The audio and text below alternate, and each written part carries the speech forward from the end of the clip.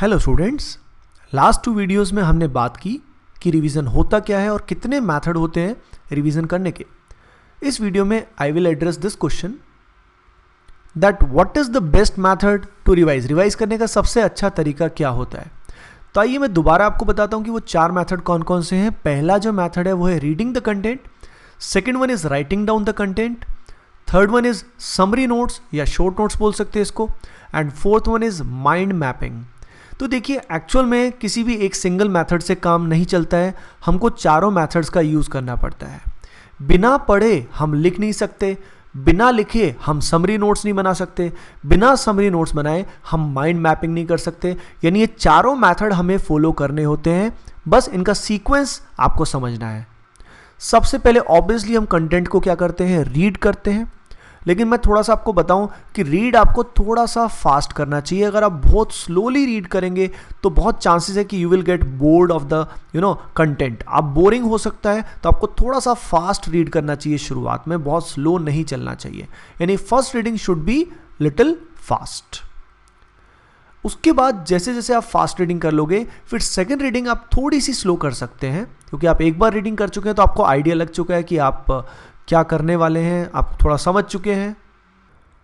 अब आप कंटेंट की रीडिंग थोड़ी सी स्लो कर सकते हैं। सेकंड पॉइंट है राइटिंग डाउन द कंटेंट। अब आप क्या करेंगे, अब आप कंटेंट को पूरे को आपको नहीं लिखना, पूरे लिखने में आपका बहुत ज़्यादा टाइम लग जाएगा। तो आपको क्या लिखना है, रेंडमली कुछ भी लिखना है। अभी रेंडमली जो भी आपको मन करे, जो भी आपको इंपॉर्टेंट चीज़ लगे, जो भी आपको इंपॉर्टेंट क्वेश्चन लगे, उसको दोबारा से सॉल्व करना है। यानी आपको कुछ प्रॉब्लम्स को, क्लासरूम के जो प्रॉब्लम्स आपको कराए हैं उनको रीसॉल्व करना है। कोशिश करना उसमें हेल्प आप ना लो, आप अपने आप उसको सॉल्व करो। तो क्वेश्चंस को रीसॉल्व करना है, जो आपको इंपॉर्टेंट लग रहे हैं, जो आपको कठिन लग रहे हैं, जो आपको मुश्किल लग रहे हैं, खासकर उसको सॉल्व करना है।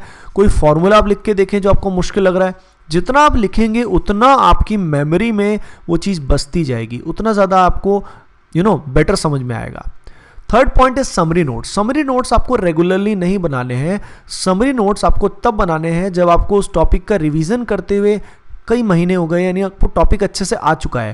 यानी make the summary notes only when, जब टॉपिक आपने अच्छे से रिवाइज काफ़ी ज़्यादा कर लिया है, आपको टॉपिक अच्छे से आ चुका है, तभी आपको पता होगा कि एक्चुअल में उस टॉपिक में व्हाट इज़ इंपॉर्टेंट। क्योंकि समरी नोट्स में वही चीज़ होनी चाहिए जो क्या होती है, इंपॉर्टेंट होती है। तो फिर आप क्या बनाएंगे, समरी नोट्स बनाएंगे।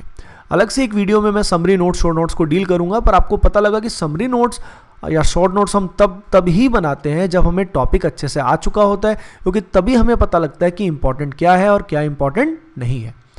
द लास्ट स्टेप, ये बिल्कुल लास्ट में हमें फॉलो करना होता है, रेगुलरली हम इसे फॉलो नहीं कर सकते। जब हम ये तीनों काम कर चुके होते हैं, कंटेंट को रीड कर चुके होते हैं, राइट डाउन भी कर चुके हैं और समरी नोट्स भी हम बना चुके हैं, तो हमें टॉपिक अच्छे से आ चुका है। The final step in that is internalize what you have learned. Finally जो आपने सब कुछ सीखा है उसको ब्रेन के अंदर उतारने का वक्त आ गया है, जिस समय हमको माइंड में मैपिंग करना है। यानी माइंड के अंदर हमें सब कुछ याद रखना है विदाउट एनी हेल्प। ये मेथड क्या होता है, how to do mind mapping, ये मैं अलग से एक वीडियो में आपको बताऊंगा, maybe the next video. पर ये लास्ट मेथड होता है, तो आप पहले इसको डायरेक्टली नहीं कर सकते। यानी आपने देखा there is not a single way, single best method to revise. आपको सभी का कॉम्बो करना होता है। आपको रीड भी करना है, थोड़ा फास्ट रीड करना है शुरुआत में। अगर आपको स्लो कन्वीनियंट लगता था वो भी कर सकते हैं, लेकिन आपके लिए बोरिंग नहीं होना चाहिए, सीधी सी बात है। रीड करने के बाद आप साथ साथ रेंडमली लिखेंगे जो भी आपको डिफिकल्ट लगता है, कुछ क्वेश्चन को रिजॉल्व करेंगे, आप फॉर्मूलाज वगैरह को लिखेंगे। तो थोड़ा थोड़ा आप ज़रूर लिखें, लेकिन पूरा मत लिखिए, don't write all of the things.